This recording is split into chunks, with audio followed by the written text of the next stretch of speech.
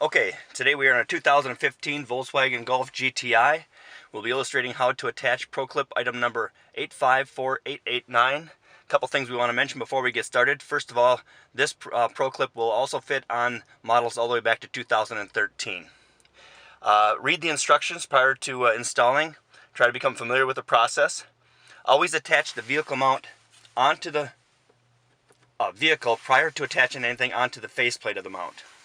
Next, one thing we want to mention is this ProClip comes with some double-sided tape. You'll see it here as a blue sheet. Remove the covering off the ProClip prior to attaching it to the vehicle.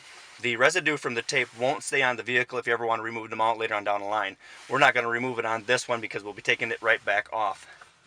The ProClip comes with a couple of gap openers. These gap openers will slide into a seam between the padded part of the upper part of the dash, and there's a framing around the vent area.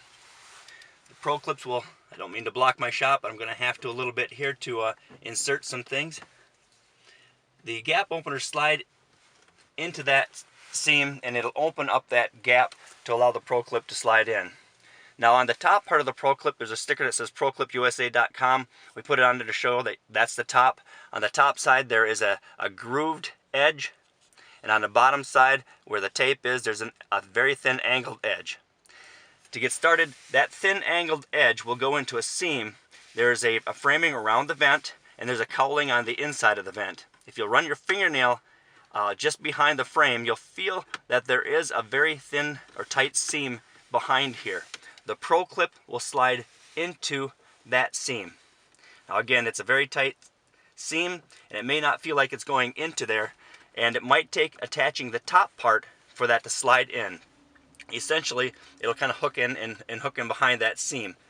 What I'm going to do is it's not solidly into that seam, but it will fall into the seam as I rotate the top of the ProClip. That notched edge will go into this top seam, and it'll hook in behind the panel. Takes quite a bit of pressure. I don't want to say quite a bit, but it takes a little bit of pressure to put it back in there. Hear that click? And if you'll wiggle it back and forth a little bit on the bottom side, it'll slide into that seam. Remove the gap openers, and what you'll have is a very nice solid mounting platform to put a ProClip device holder onto. We hope this illustration helps. Have a great day.